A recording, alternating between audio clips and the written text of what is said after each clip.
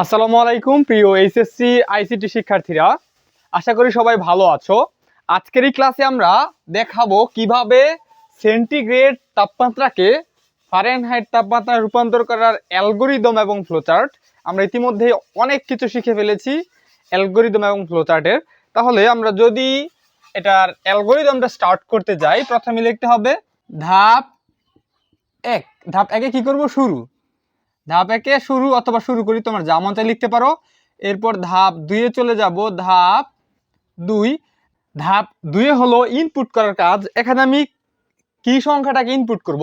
এখানে ইনপুট করতে হবে সেন্টিগ্রেডের সি কে। তাহলে আমি লিখতে পারি সি এর মান ইনপুট করি।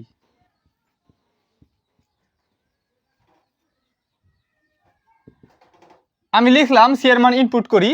যখনই বলবে সেন্টিগ্রেড থেকে ফারেনহাইট, তখন সি এর মান ইনপুট করতে হবে।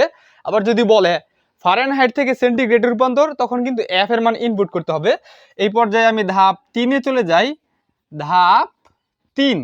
ধাপ 3-এ কি করতে হবে? ধাপ 3-এ মূলত আমাদেরকে ফারেনহাইটের সূত্রটি লিখতে হবে।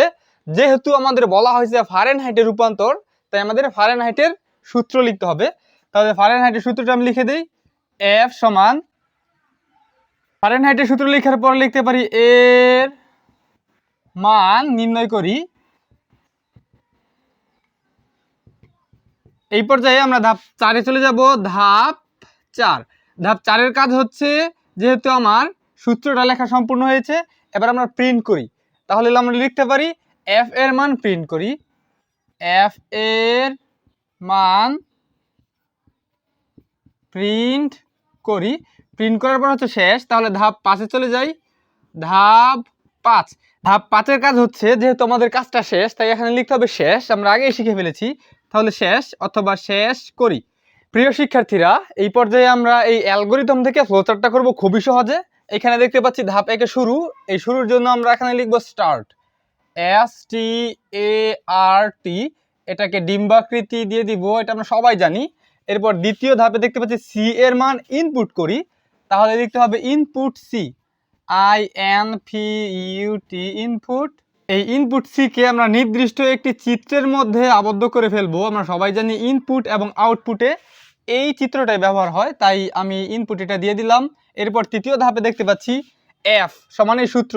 জাস্ট এই সূত্রটা আমি হুবহুব লিখে দিব। তাহলে সূত্রটা উঠাই। এফ সমান, সূত্রটা লিখার পর এটাকে অবশ্যই এই চিত্র আয়তক্ষেত্রের মাধ্যমে আবদ্ধ করে দিতে হবে। আমরা জানি এটা হচ্ছে প্রক্রিয়াকরণের চিত্র।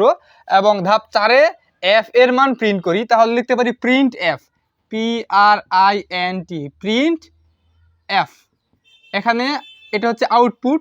আউটপুট আর ইনপুটের একই চিত্র, তাই আমি ইনপুটে যেই চিত্র দিয়েছি আউটপুটে ঠিক একই চিত্র ব্যবহার করেছি।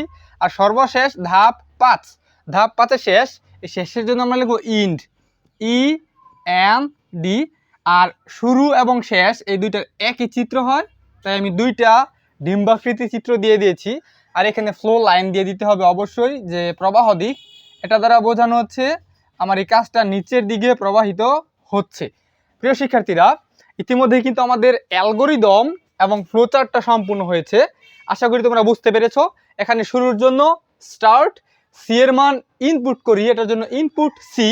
এরপরে সূত্রটা জাস্ট এফ থেকে এই পর্যন্ত আমি লিখে দিয়েছি।